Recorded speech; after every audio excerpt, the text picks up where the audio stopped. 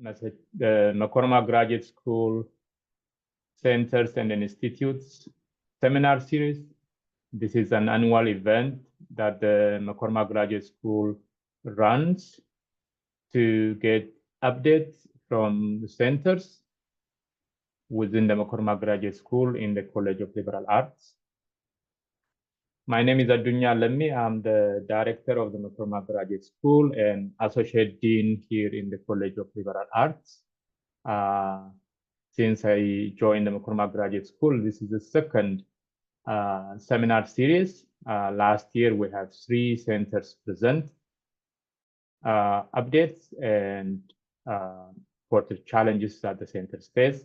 This year, we're happy that we have 2 of the largest centers in the McCormack Graduate School.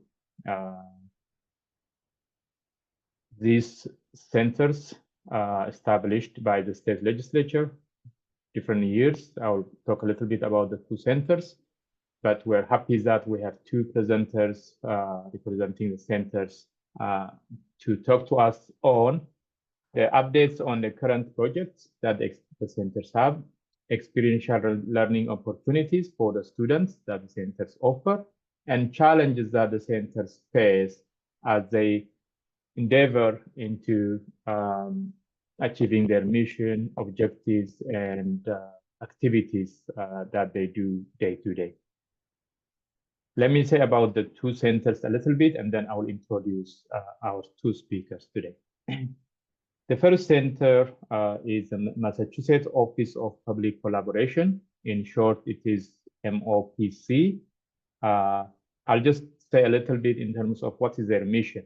The mission of this center is building conflict resolution and collaborative capacity within Massachusetts. So this is to build the capacity of the state in terms of conflict resolution and collaborative work. This center has been established in around 1990 by the state legislature. It is an applied research center and the statutory state dispute resolution office serving executive, judiciary, and legislative branches of the government and municipalities since 1990. The second center that we heard from today is the Edward Collins Center for Public Management. This center, its mission mainly is helping government work better. There's no better way we're looking for now to make governments efficient. And I mean, offices work efficiently and in a better way to serve the community. Based on our schedule, we'll have the presenter from the Massachusetts Office of Public Collaboration. With us today, we have the Associate Director of the Center, Madao Pilipatia. He goes by short Mads. He is the Associate Director of the Center. He is a conflict resolution practitioner with over 20 years of experience in violence prevention, program design, and evaluation across global hotspots. As a McCormack Graduate School, he serves as Associate Director of the MOPC, leading the research on mediation, collaborative governance, and deliberative democracy initiatives. Among many things he does, he also collaborates with the Center for Peace and Democracy and Development in their conflict early warning analysis. Previously, he has been directing programs at Sri Lanka Foundation for Coexistence, where he co-created conflict early warning and early response system. He is also advises the Harvard Humanitarian Initiative Atrocity Prevention Lab. Among many career paths he went through, he has so many experiences in conflict resolution and early warning system.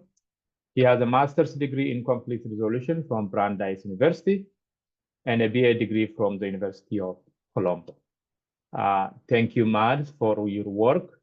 Thank you for joining us to give a presentation about the center, and the floor is yours. Thank you, Adunya. Thanks for having us. All right. So I have a few slides. I hope I don't end up getting into PowerPoint poisoning, but I think these would help visually kind of tackle some of the key aspects of the mass of the public collaboration. It's a tongue twisting name, but hopefully MOPC would help the acronym. Um, and I want to kind of take us back to what Dunya said. Our establishment, we are over 30 plus years old. We were established as the Massachusetts Mediation Service initially when dispute resolution, or ADR, alternate dispute resolution, was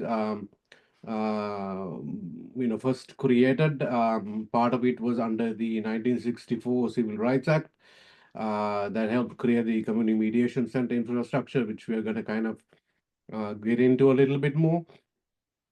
And we are a statutory agency, but we moved to the University of Massachusetts back in 2005.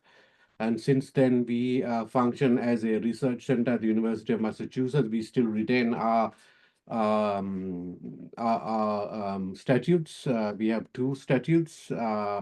And we were initially created to assist state and local government in integrating dispute resolution programs into courts, schools, etc. And then for the last 20 years, we've been implementing something called collaborative governance and public engagement, which is to deal with complex public problems. So if I were to describe our center under three sort of core functions, the first is what is covered by the statutes to assist public agencies, courts, etc., to address disputes. And under that, we have multiple programs, which I will go into. Another key part of our work is research and program evaluation, where we assess and provide input to policymakers on the direction that they need to take with conflict resolution research, ADR, community mediation, impact, etc. And supporting research and impactful programs and projects at the university. One such program I'll go into, which is the conflict early warning analytics program, and the work we are doing with the DOJ on hate crimes prevention. And we are also supporting the university's teaching and training mission. I teach 3 courses currently in collaborative governance and public policy dispute resolution. And this is another way of kind of teaching and training and building the next generation of conflict resolution practitioners. So we had just compiled this 12 or 13-year analysis of how we started supporting community mediation. Now, this is kind of important, so I'll start with this, which comes under that core function of public dispute resolution and supporting that infrastructure.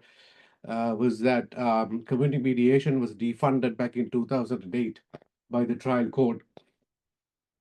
And in 2012, I led a research study where we put together a legislative study. The legislature commissioned this study, and since then we've been gradually building up the funding. And right now we are over $3 million. We had very humble beginnings, but we've been able to expand this program. And this is really important because this is the community mediation infrastructure is the backbone of all ADR or mediation work in the state. And it saves a lot of money for the Commonwealth. It's almost for every dollar invested, you get $10 in return on investment from this work. Mostly from leveraging free mediation services, from reduced costs to parties, to the court system, and money saved in terms of consumer mediation, and so on and so forth.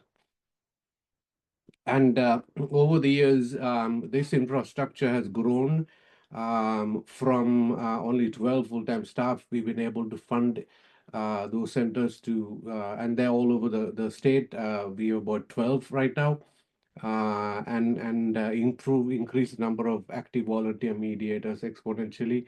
So this is actually funding that is going into local communities, that's helping to leverage existing networks, build new mediation infrastructure locally, and to get local communities involved in dispute resolution and really targeting communities that are unserved and underserved by community mediation. Now, why this is important is that it's also a avenue for increasing access to justice, especially for low-income, unserved, underserved communities who need access to justice but can't afford going to court or afraid of going to court. Even those who are in court, we found that ADR can help them resolve their conflicts, amicably through mediation. We also have other programs of restorative practices, which I will get into very soon. Um, I want to talk about three of our programs real quick. One is the Youth Conflict Resolution and Restorative Practices program, where we are focusing on training the next generation of peer mediators and restorative practitioners, improving school climate, and a very important objective of the Department of Education, which is social and emotional learning. And this program, we're happy to say, had very humble beginnings. Initially, we were only able to invest about $34,000 in FY14. We've been able to scale it up to about $400,000 this year. And the other project is housing mediation. We started this work during the pandemic, where we found that a number of tenants were unable to pay rent, and there were federal and state resources, but they were unaware of these resources. So we used mediation to build those bridges to make sure that there was housing stability and that people remained in their homes or apartments during the pandemic until they were able to obtain stable employment. And as a result, we have data which shows that we were not only able to prevent homelessness and increasing housing stability, but may have also contributed to avoiding shelter costs and other costs. The other third project it has to do with reentry mediation. We as a country spend billions of dollars in terms of maintaining our incarcerated population and in terms of supporting the prison systems. And one of the key metrics of that is that a lot of the people who are entering back into society after release may commit offenses again. In fact, there's evidence that some of them might commit their first offense within the first 48 hours. So this program is targeting those vulnerable populations and making sure that they do not get cycled back into the court system again, which is a burden to them, to their families, and to the state as a whole. Getting back to the youth program on social and emotional learning, we are really excited about some of the results that we are seeing. And this really is to build capacity within the youth themselves so that they can manage their social and emotional well-being, including social awareness and self-awareness, ability to manage conflict, to negotiate differences, to communicate effectively. And that often leads to higher performance academically and to better school climates overall. So we're very happy that we are able to have this program. The housing mediation program, as I have mentioned, was launched in 2021, and it was part of the eviction diversion initiative under the governor's initiative, and it prevents homelessness and supports housing stability. Last fiscal year, we provided about 575,000 in grants to 11 centers, and the numbers speak for themselves. You know, the tenants served, the landlords served, the tenants is preserved, and housing subsidies preserved for these people. And we find in our evaluations very encouraging signs of landlords and tenants coming up with very creative solutions to the housing crisis, to eviction threats that they wouldn't have been able to work out if they were in a court of law. And this is another really amazing program. And we also focused on diversity and improving the diversity, equity, and inclusion of the community mediation workforce. As I mentioned, this goes back to the 1964 Civil Rights Act, and it's very important to try and ensure that we serve the marginalized populations in this country in terms of race, ethnicity, economic marginalization, etc. So we've been investing in that as well. And part of this is to expand access to education about mediation, about this opportunity. And we've been increasing that steadily since FY 2013. And this is really important because awareness and education leads to uh, greater access and utilization of mediation services. A lot of people are unaware of these services. In fact, the utilization rate, according to research, is about 26%, and it could be used a lot more in our courts, schools, and communities. And that can be a preventative tool for managing conflict. The other part of this is the teaching aspect, and I've been training and teaching in the conflict resolution department and public policy school since 2018. And this is really to build capacity within our conflict resolution student population and our public policy student population. And we've been teaching two courses and a policy workshop for public policy and conflict resolution. One focused on conflict resolution practice, the other one on public policy dispute resolution, and it's targeting uh, young public managers who are coming through, coming into our programs, master's degree programs, and some of them in the municipal management track, so that they know how to manage conflict more constructively, and to also implement collaborative processes where they kind of lead from the middle, and they start collaborating with various other stakeholders in the community, including members of the public, private sector, non-profit sector, etc. The other aspect of our work is student service learning, and one of the key projects we have been implementing is the conflict resolution, conflict early warning analytics program, and this is funded by the Department of Justice at this point in time. And we have a number of students and faculty involved in this.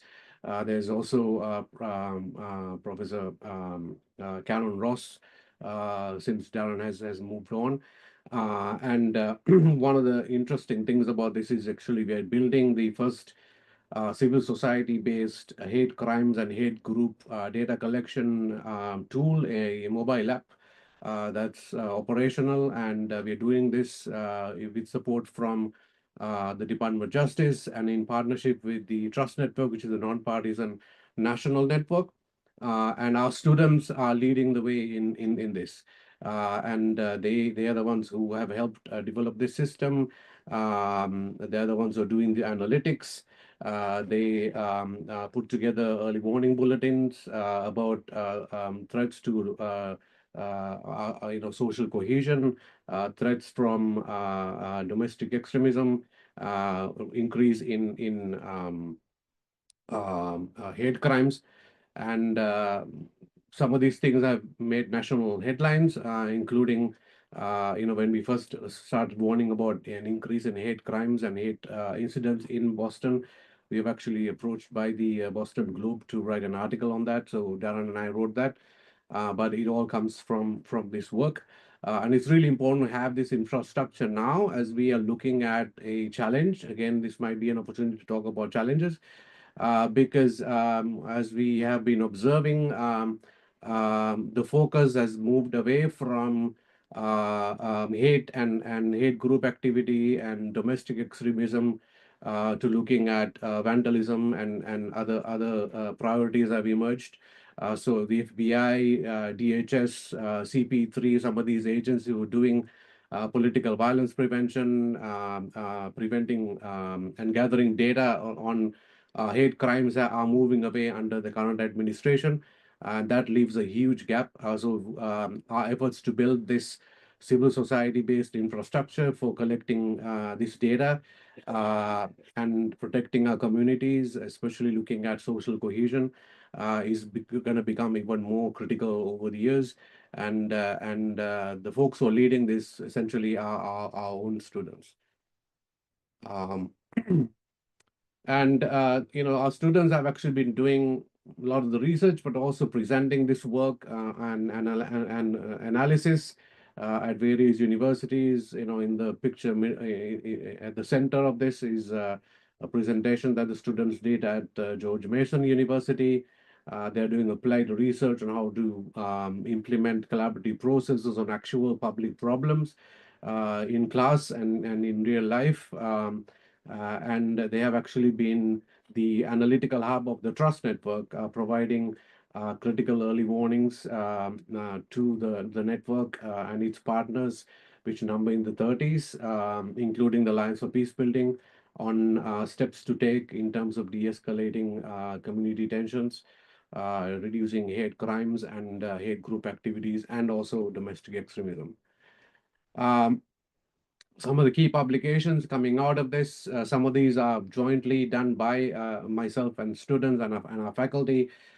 This report was a monumental effort, one of a kind report on how to address hate and prevent hate crimes in the United States and hate group activities.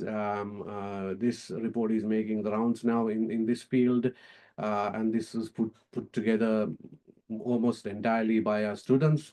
And we've been doing other research in this area, especially in the areas of dispute resolution, conflict early warning, collaborative governance, and DEI.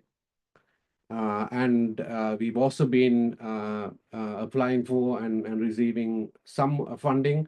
Like I mentioned, the Department of Justice funding that we received back in 23 to implement this project is one of those opportunities that we received to raise funds. That these funds go directly into supporting our students and the research activities that they do. And I also wanted to kind of throw this in that we have been also contributing to the development of joint degrees.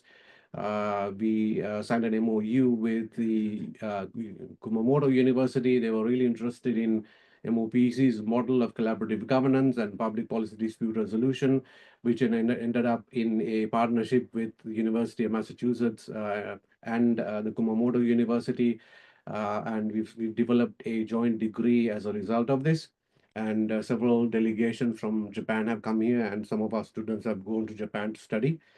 Um, and I'll leave it with this. This is kind of a new and exciting phase for us as we develop a centralized case management database, which is a very unique and customized database that have developed for Massachusetts Community Mediation Centers to collect data on all the activities and help them manage those centers.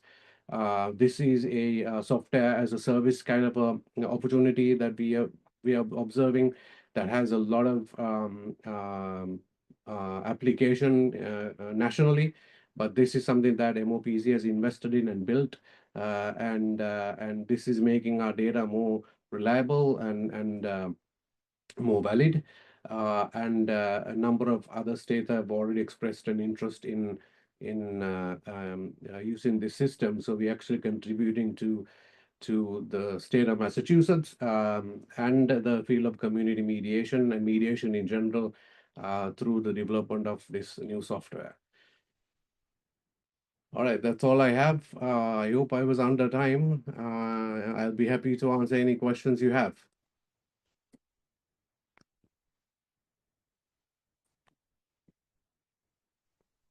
Sorry, I was talking. I was muted.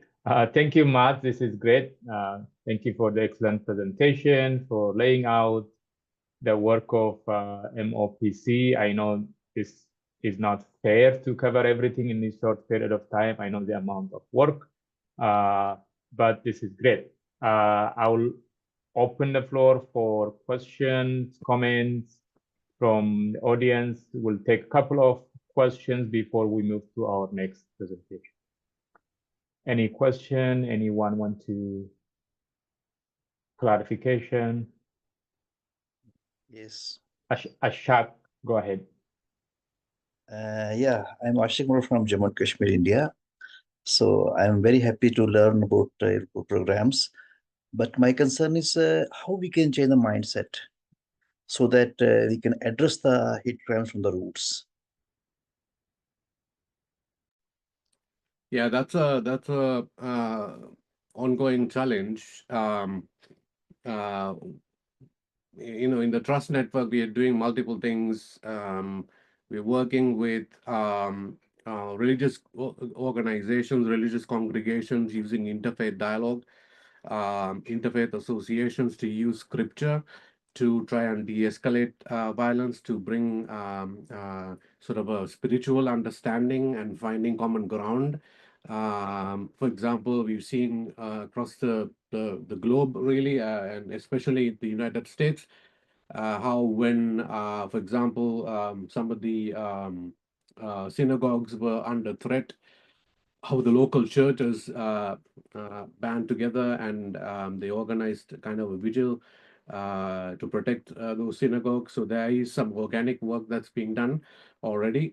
So there is quite a bit of work that people are doing, self-organizing, but under the Trust Network, what we're trying to do, and as part of UMass Boston, we have a focus on Boston under our DOJ grant for Boston. So we are working with the Human Rights Commissions to kind of bring in a rights-based approach into this as well. We are working with Dialogue and Deliberation Organization, Essential Partners. Karen Ross, one of our professors, is leading that along with our student as part of my project. Our project, and that is to target some of the most vulnerable communities, to bring different viewpoints together, to blend those different value systems, and to tackle this at the root cause, at the community level, at the individual level, and focus on the harm that this is causing. And in our study, we identified not just psychological causes, but also significant economic impacts of hate. So people are starting to realize that gradually, but it is definitely a tall order. Thank you, Matt. We'll take another question if anyone want to raise. Amrit, go ahead. Hello, my name is Amrith. Thank you very much for that. It's very informative. Didn't even really know about your center other than the couple of job descriptions that we've gotten, so that was very great. I'm asking this question for myself and like probably every student in the room. I'm wondering like how the students that you spoke about work with you. Are they on like GA or do you hire them on afterward? And then, what really are the opportunities that are available for students? That's a great question. We are always in the lookout for students. In fact, I'm getting ready to send out another series of emails to interview some new students who applied.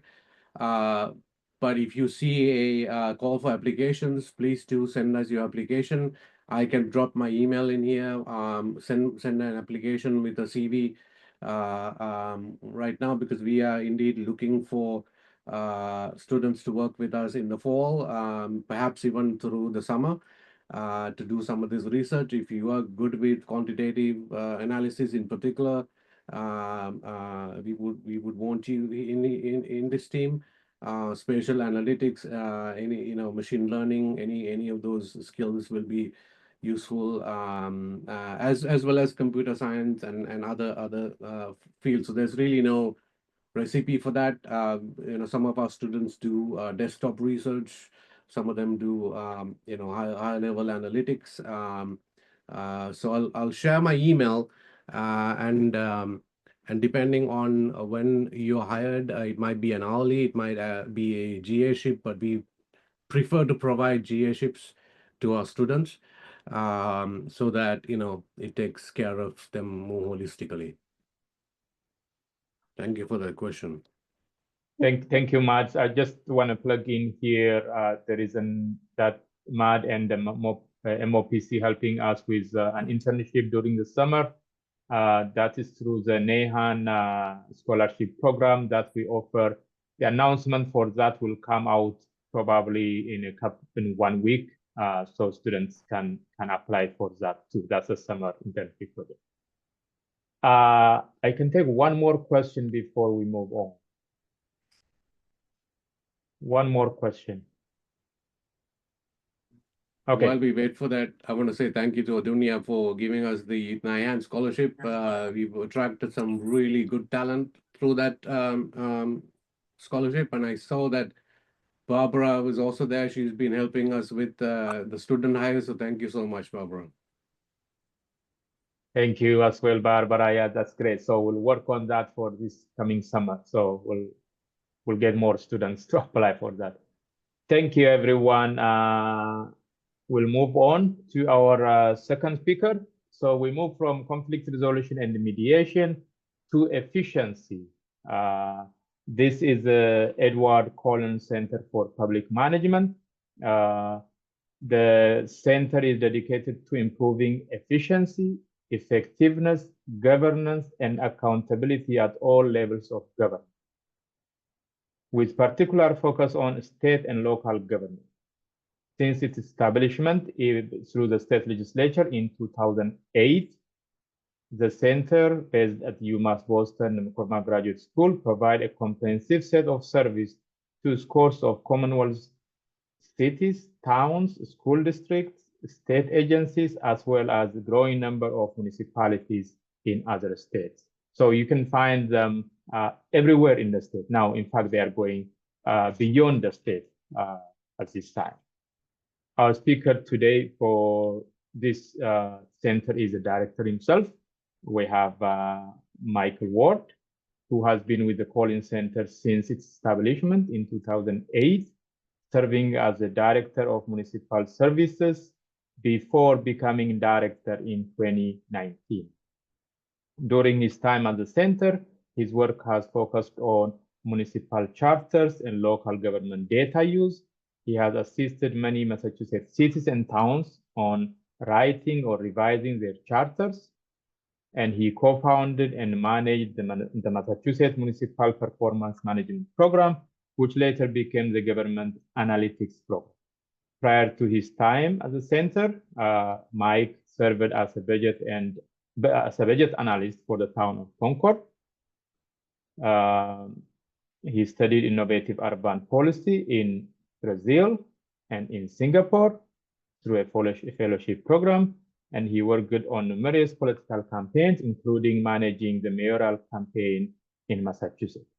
He has a master's degree in public policy from Harvard's Kennedy School and a BA in sociology from Amherst College.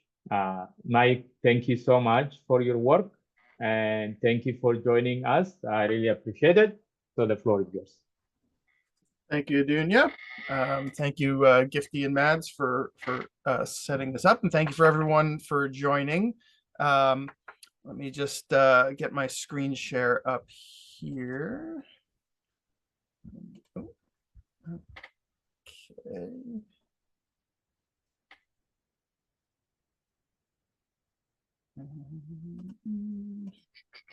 All right, can folks see that? Yes. Great. All right, so Adunya already got us started, and as he noted, Collins Center was created back in 2008 by the legislature and the Executive Office for Administration and Finance. Our mission is to provide technical assistance to municipalities, school districts. You can read the list there, but basically any kind of public entity or public entity adjacent in Massachusetts and increasingly beyond. We are a fee-for-service entity, but with a public service mission, which is kind of an unusual thing to be. But that's what we are. We do charge for our services, but we also try to keep them as low as possible. Our official mission is in now, as of a couple years ago, in Mass General Law, Chapter 75, Section 45, which I will show you momentarily to get a little deeper into the mission. The center was named after, as you can see, obviously, Edward J. Collins Jr. Now, he had a long career in state and local government in Massachusetts. He was the chief financial officer for the city of Boston. He was the town manager for the town of Saugus. He was the chair of the select board of Saugus. He was the first commissioner in the Division of Local Services for the Commonwealth. He had decades and decades across serving across different roles in Massachusetts. And through that, he became the mentor to many municipal and state officials who rose up to all kinds of different high positions throughout cities, towns, and the Commonwealth. And interestingly, now we are seeing that many of his mentees, or his grand mentees, are now in positions of power in the state, in the university, and across the Commonwealth. So quite a legacy he has left in public management in Massachusetts. So here is, I'm not going to read this through you, but you can, either skim it or find it on your own. This is our official mission as given to us by the legislature. In particular, it's those first two bullets that we can focus most on, because that's where we have where we can get the funding. As I noted, we are fee for service. We get a small appropriation of about $250,000 each year that we have to fight for from the legislature, and everything else we generate on our own. We don't receive funding from the university. And so we focus on 1 and 2. We are trying to build out 3, 4, and 5. We're always looking for ways to expand those. And I'll talk a little bit more at the end about the experiential learning and how we work with students, which is referenced in bullet 5 there of our mission. Here's a map of Massachusetts. This is already a year old. We're in the process of revising this map, but we have, in our time since 2008, we've completed over 1,100 projects, mostly municipalities, although a lot of other different types of entities, mostly Massachusetts, although some of the other New England states and occasionally even other states beyond New England. We worked in just about crossing into 80% of the 351 cities and towns, every county, every size municipality of form, as you can see. That map only shows municipalities that have directly been the client. If you included some of the regional projects we've done, it's almost entirely colored in at this point. In fact, the island of Nantucket off in the corner is a project I'll talk about in a few minutes, is now colored in as well. So rapidly filling the Commonwealth. It's important to us both as a matter of substance and as a matter of optics to be able to show that we serve all cities and towns across Massachusetts. We currently have 119 active projects as of yesterday. At any given time, we've got about between $2.5 and $3 million in open contracts. The average contract for the work that we do is between 25, 30,000 when you leave out a couple of the outlying large projects. And to do all that, we have a full-time staff of 11 and about 55 part-time folks in the center right now. So I'm just going to go quickly through our major areas of work, particularly focusing on the ones that where we do like the most work, I think, because on the next slide, I'm going to dive into current projects, and I've deliberately selected some of the, I think, more interesting ones that are kind of, it's a lot of them are outliers. They're not the kind of bread and butter. So on this slide, I'm going to talk a little bit more about maybe some of the more mundane stuff that we do. And we'll get to the more kind of interesting stuff after. So first of all, we do a lot of charter and organizational structure work. That again, which I'll give some examples on in a minute. That is where I spent a lot of my project time when I wasn't running the center. Charter, if for those who don't know, the charter is the like the constitution of the city or town, the foundational document. And we help a lot of cities and towns revise them, and in some cases write a first one, because there are many municipalities that have been around for a long time that still do not have them in Massachusetts. We say, we sometimes, when we're talking with a new client, we will say half seriously and half jokingly, it's a best practice to look at your organizational structure once every quarter of a millennium or so. And that it actually applies in many cases. Communications is one of our newer practice areas. We have stepped in to try to assist cities and towns, particularly smaller cities and towns, manage the increasingly complicated task of providing information to residents and businesses and others within the community, and also receiving feedback from them. About if you rolled back 30 years, a municipality had a bulletin board, it had a website, it provided press releases to the local paper, and that was pretty much all you needed.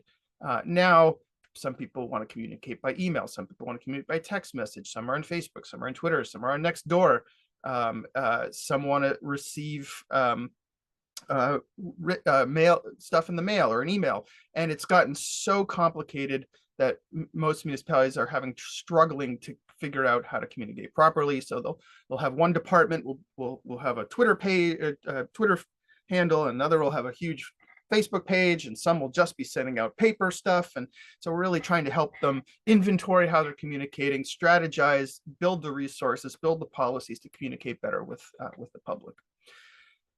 Finance is probably our second biggest practice area. We do a lot of work around finance. The biggest lines of work that we do, we help cities and towns with financial forecasting, so building out a 5-year forecast for what the revenues and expenses are likely to look like. Capital planning, which is helping a city or town think, what are the major purchases or that we are going to need to make in the next 5 years. What we need: new buildings, are we going to need to replace roofs, do we need new fire trucks, do we need new police cruisers, figuring out what they need, when, and how they're going to pay for it. Financial policies is another big one. Many places, particularly smaller ones, do not have a updated comprehensive set of financial policies, so we help them pull those together. We also do a lot of work on budget document development. In the smaller places, what they have for a budget would barely count as a budget in most places. It would be a very high level set of lines for what spending was going to be. And so we help them really build out budgets that are much more informative for both policymakers and the public.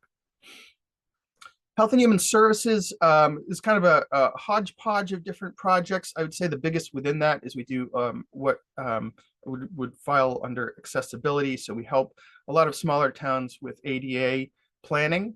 A lot of small towns have parts of the town government or part that are not in compliance with ADA. It's very expensive to develop a full plan, but we'll help them take the most steps they can toward coming into compliance with ADA. HR is our biggest practice area by a lot. Within that, our biggest single line of work in the center is compensation and classification studies. We do, at any given time, we have probably 30 or 40 of those going for cities, towns, school districts, state agencies, various other entities. A compensation classification study is basically saying, okay, what are all the job descriptions? Are they updated? How do they fit together? How are they evaluated for the salary levels and the ranges that those positions should be at? Are we monitoring for internal equity? Are we monitoring for marketplace so we're able to recruit and retain folks as we need? I'll talk more about that last bit in a second, or in a little bit, I should say. But compensation classification is our biggest single line of work. We also do a lot of personnel policy development, personnel policy review. We help cities and towns create HR departments because many of them, even some of the larger ones, have until recently not had an HR department. We do a lot of we also do a lot of executive recruitment for town managers, department heads, things like that. Innovation is our newest practice area. And we sort of call it the Public Innovation Design Studio. We're doing a bunch of different things under that. We're anticipating that there's going to be a lot of work related to AI coming there as municipalities grapple with policies around that, but also how they can leverage it, especially smaller towns that can't afford a lot of staff. How can they leverage use of AI to make the staff, give the staff the space to focus on the more challenging questions and let the AI handle the simpler stuff. So there's a lot of potential there. It's a small practice, a new practice. More traditional AI, IT work that we do a lot of work on IT strategy for cities and towns, thinking about what types of softwares they're going to need, how they're going to need to communicate, how they're going to need to train folks. We do a bunch of work, what I would call software implementation project management, which if you've ever worked with an organization trying to implement a new software package, particularly one that crosses departments, it's really complicated and often goes off the rails. We've seen it over and over in cities and towns. So we've built a team that can help them try and make sure they have the right people in the room at the right time, asking the right questions to be able to effectively implement IT. Public safety, another kind of hodgepodge. We do a lot of work around dispatch regionalization, which I can talk more about. We do a lot of work increasingly around regionalization of fire, EMS, and police. I'll talk more about that in a minute. We also do occasional studies of staffing levels around public safety. And then we've got a very innovative one around non-law enforcement emergency response, which I'll talk about on the next slide. Public Works and Utilities, looking at the structures of sewer departments, water departments, highway departments, things like that. Regionalization, which cross-cuts with some of the other practice areas here. This is a huge area of work now. Given the current moment and the challenges, which I'll talk about on the next slide for a couple projects, there's a lot of interest in sharing services between cities and towns. Resilient sustainability is a relatively new practice that we have built. We're trying to help cities and towns grapple with climate change and the impacts. We've got just a couple of projects started on that front. But we're suspecting that could be a big area of growth. Schools, like regionalization, it's kind of an odd one because it's a cross-cutting area. We do schools HR, schools finance, schools recruitment, a lot of central office organizational studies to look at ensuring that a school district is managed in the most, that the organizational structure and the operations are as effective as possible, particularly around the regional school districts in Massachusetts, of which there are many and which face incredibly complicated political, financial, and operational challenges these days.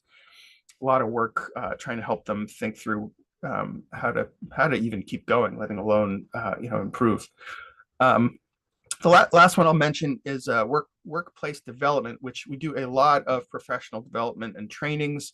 We do something called our supervisory leadership development program, which I'll talk more about on the next slide. We do a lot of what we are now calling respectful workplace, which has a significant DEI component. We've been doing that in partnership with the Center for Women in Politics and Public Policy. And then we are sort of starting to build out some more customized trainings, mentorships, things like that under workplace development. So that's an area of growth. Okay, so so that's kind of the general lay of the land. So I've got 10, I don't know if I'll go through all of them here. I've got 10 sort of projects or sets of projects I wanted to mention. It is possible that in November, the cities of Cambridge, Medford, and Somerville will all have brand new charters on the ballot that we assisted them with. Not sure which, all three of them are in process. They're all aiming to try, I believe, get them on the ballot in November, but there's still work that's being done and disputes over what should be in and what shouldn't be in. So we'll see. It could be one, could be two, could be three. I suppose it could be none, although I suspect at least Medford seems to be pretty well positioned to get its done in time. None of them are making major changes to their form of government, but they've got some decent stuff. So if you live in one of those places, please keep an eye on that. It's a very important. These are the fundamental constitutions of the cities. Also on related to charter, I bring up Nantucket for a variety, because I think it's kind of interesting. We are helping Nantucket consider a charter that would move it from being a town to a city. So it is also, Nantucket, as you know, is also an island, and it's also a county. Technically, if they put it on the ballot and it passes, it would be Nantucket would become the city known as the town and county of Nantucket.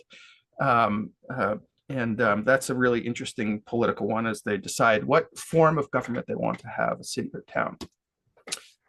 We're helping the city of Lynn build out something called, they're calling it their CALM team, C-A-L-M, CALM. And that is an unarmed emergency response program that they're working with some local behavioral health entities on. They're trying to provide a response that is not law enforcement to emergencies that don't require law enforcement as a way to address a whole bunch of different challenges, which, as I'm sure many of you know from different things that have been in the media. And so this was really interesting. There's other cities and towns that are either trying this or exploring this in different ways. It's been a couple years going as we work with them on this really complicated program, but we're hoping that it's going to have a real impact on how Lynn, the city, deals with emergency responses. I mentioned regionalization.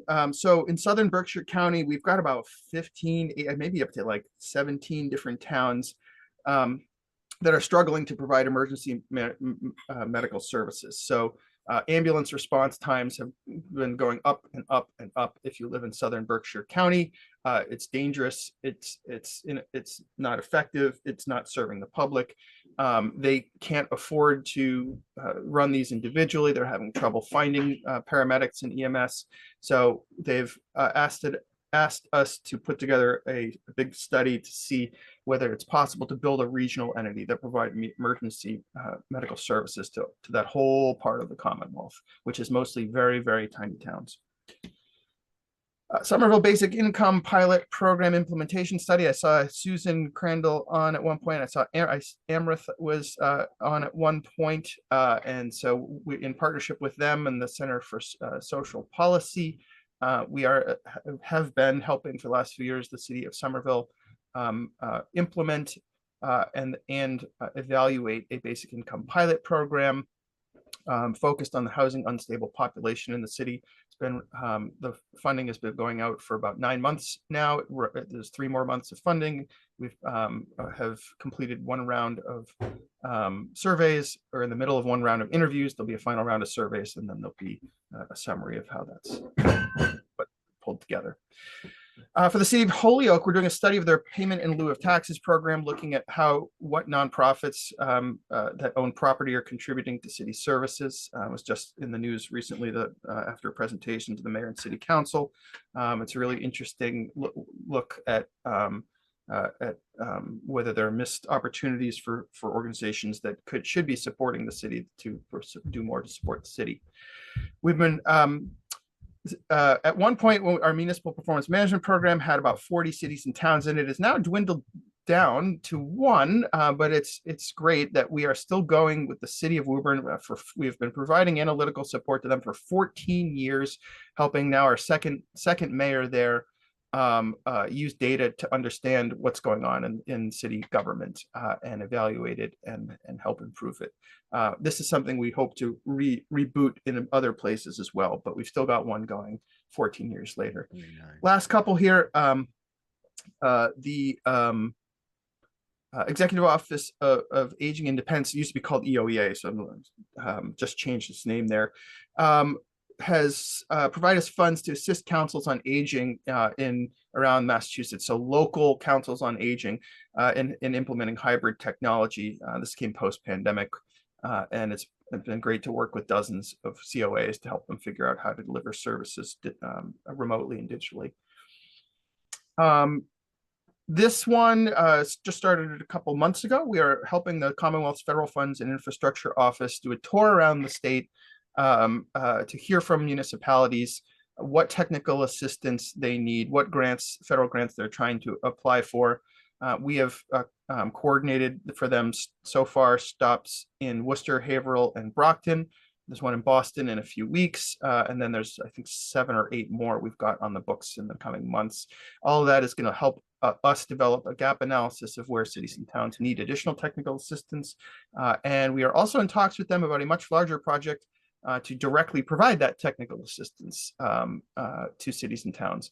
All of this, of course, happening in a probably the most crazy context you could possibly imagine, as the first question in every meeting and every person related to this is, are there any federal funds left?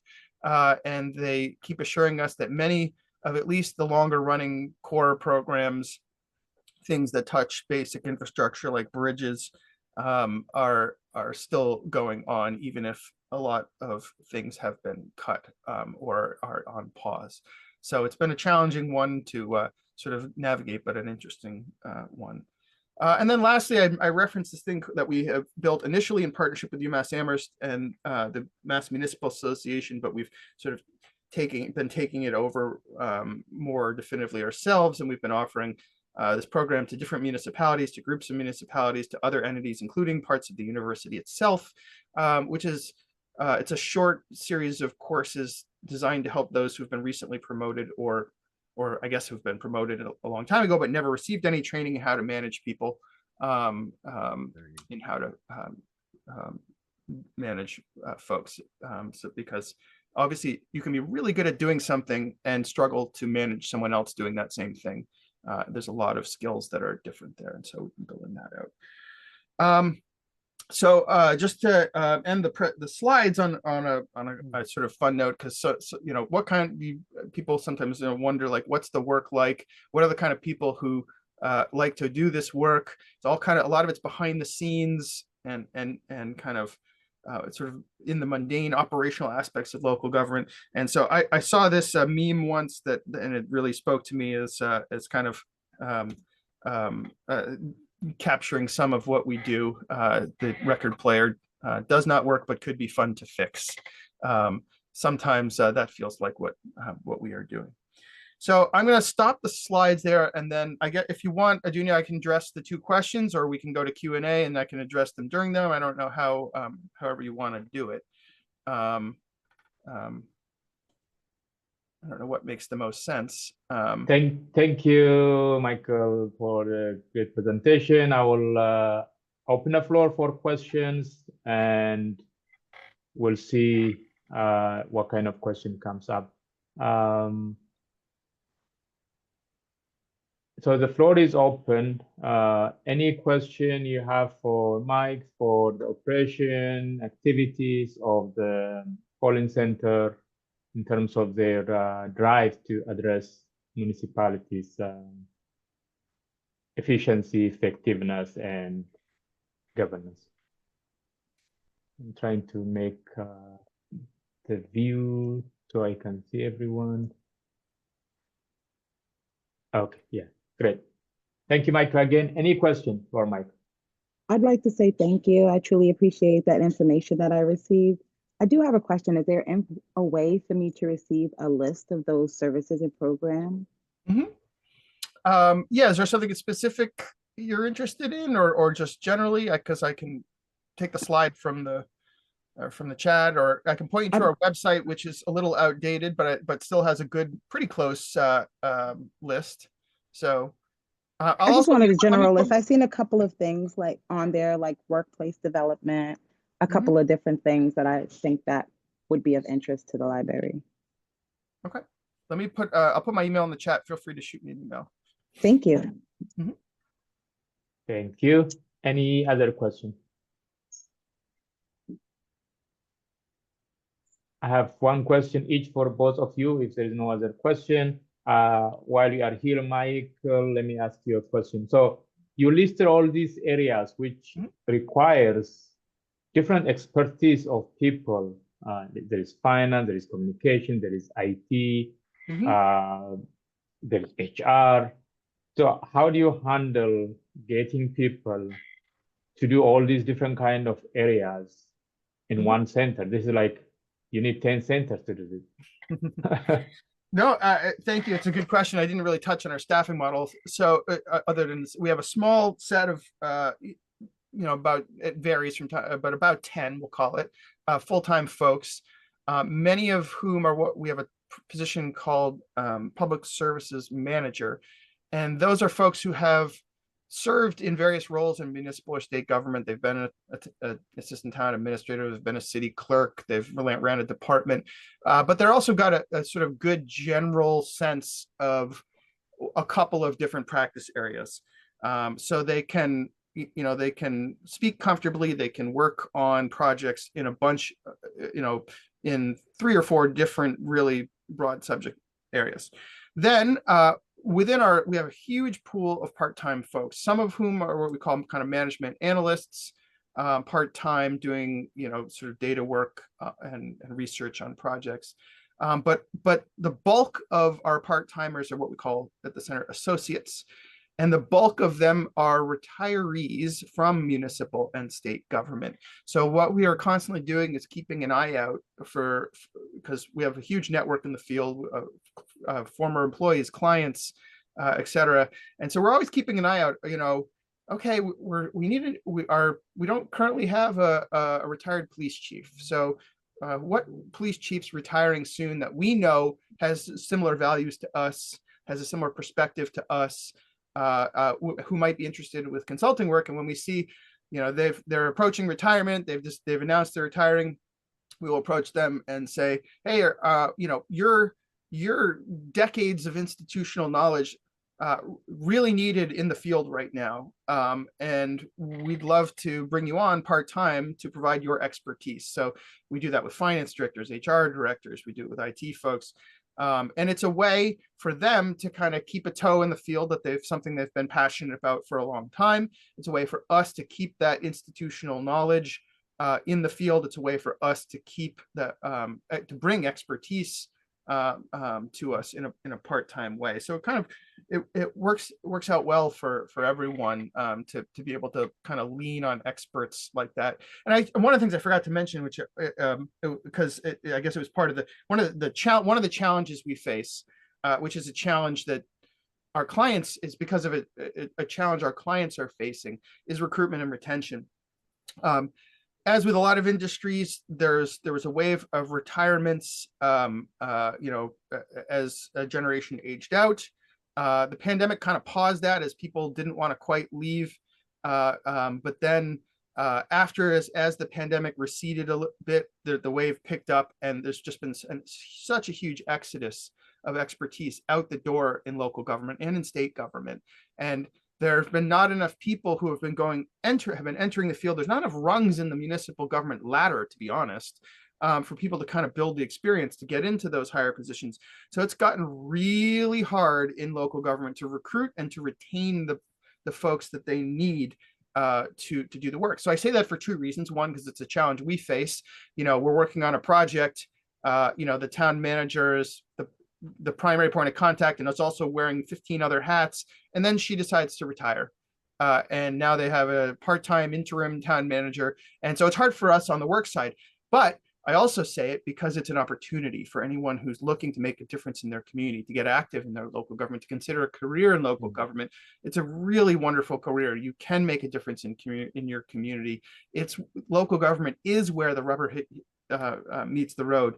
It is where deciding, where are we building the next playground, or what recreation programs, or what is the library, what services are they going to offer, how are we going to deliver public safety services, where are we, what order are we fixing the roads? Like, these are all critical things in our daily lives.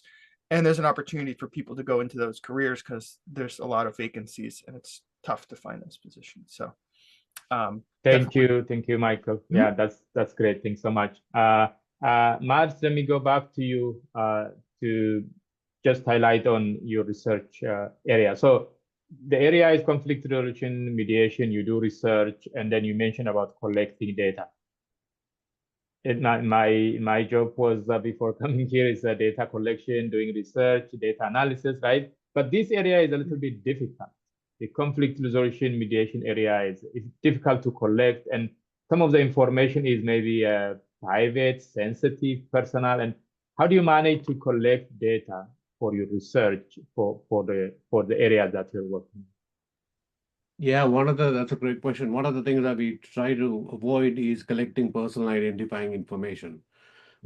And that helps us kind of circumnavigate a lot of the federal laws and regulations about collecting data. However, we are, because of the hate crimes app, we are getting into some uncharted territory. I have to say, because we can't prevent what people enter, and this app is going to serve hate survivors and witnesses. So we are kind of looking into tools that can actually help scrape some of that data. And also there's an additional challenge now about the federal government asking for this data that we have to consider. So that's something that we are doing some new research on. Where do we even keep the data? Do we keep it in servers here or abroad, outside of the US? So there are lots of pre-existing but new questions, I would say, with regard to data security and all that. The data collection issue is huge, though. Like if you look at the hate crimes data collection landscape, about 7,500 law enforcement agencies do not collect this data or provide it to the NIBRS system, which periodically the FBI updates. But even that data ecosystem might disappear in the next months or years. And they look at it from their own lens. There are other organizations like ADL, SPLC, ACLED who collect this data, but again, they're looking at it from their own indicators, from their own lenses. We really don't have in this country kind of a community-based, citizen-based infrastructure. That's what we are trying to create, and it's really hard. But I think that has to be done, especially now, because some of these existing data collection tools will go away. The other thing with law enforcement and some of these agencies is that people don't trust them with their data. So it's a huge challenge, and I feel like UMass Boston is uniquely situated to address that challenge. Thanks so much, Matt.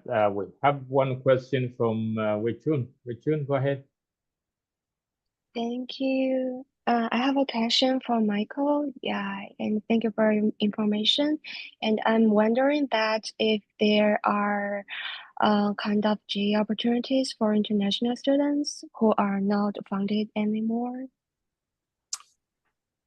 Thank you for the question. It's something we're looking into it, but not at the moment. We're trying to figure out, both for the summer and for the fall, what we are going to be doing. So we're evaluating our current portfolio of work. We're evaluating what our current staffing is. So, but if it's something we move forward on, we'll definitely be pushing it out through all the McCormick channels. So, keep an eye out for that. Thank you, Michael, and thank you, so Chen, for the questions. Whenever some opportunity comes up, either the McCormick Graduate School collaborates with Michael, with the center, with Matt, we'll send out announcement to students. So we'll create this opportunity for the students. Any other question? Comment, suggestion? Okay, that's great. Go ahead. You have a question? I actually do have a question. Would that information be pushed out to Handshake for students? I don't know. We haven't partnered with the Career Center yet, but we'll make sure that we'll send it to our network. I think I started collaboration with Career Center, but not to the level of like merging our information sharing system. But we'll definitely make sure that if there is some opportunity, we can send it to them. They can post on their website as well. Awesome. This is an internal organization. These are the centers within the school, so we can announce them whenever they are ready. Maybe the Career Center may be a little bit slower than the way we want to send this out, but we'll definitely collaborate. Okay. Any other questions? Yes, Okay. I have a little question. Ashok, go ahead. Yeah, how one can get involved while living outside Boston or US? Say it Is there again. any- Can you ask this? Yeah, how one can get involved in some programs of the conflict resolution while staying outside US or the Boston area? Yeah, Mars, I don't know if your research or if your conflict resolution work goes beyond the state, if you have any partners or potential partners overseas. We do have partners who work internationally at the Atrocity Prevention Lab, for example. If there's an interest in atrocity prevention, for example, in the Kashmir region, please send me an email and I'll follow up with you. Thank you, Matt. So the mission of this seminar was to make sure that we let the community know what our centers have been doing. Usually it is hidden, it's not known, but as you have seen from the presentations, the centers, both centers are doing very important work. In most cases, solving problems that we face day to day. I'm very grateful to Matt and Mike for coming for very great presentation, very informative presentation. This is very helpful. I'm sure you will get a lot of questions from our students to partner, to do to take part in some of the research projects. That's our second mission, to make sure that students are aware of like the type of areas. Amaris earlier said about, oh, I was not sure about what this center was doing. Now I know. So it is the second mission of this seminar series. So in that respect, our mission is complete today. Please join me to thank Mads and Michael for their great presentation. Thank you so much for your work and for continued partnership with the school and other departments. If you have more questions or any clarifying things, you can send an email to both Matt and Michael. I think they shared their emails on the chat, or you can just go to their website. They will be helpful or get back to you with your questions. Unless there is any last question or comment, let's thank both presenters, and we'll get back again next year with other centers to share with us their updates and challenges. For today, this will be the end of our seminar series. Thank you all for joining us, and I'll see you next time. Bye-bye.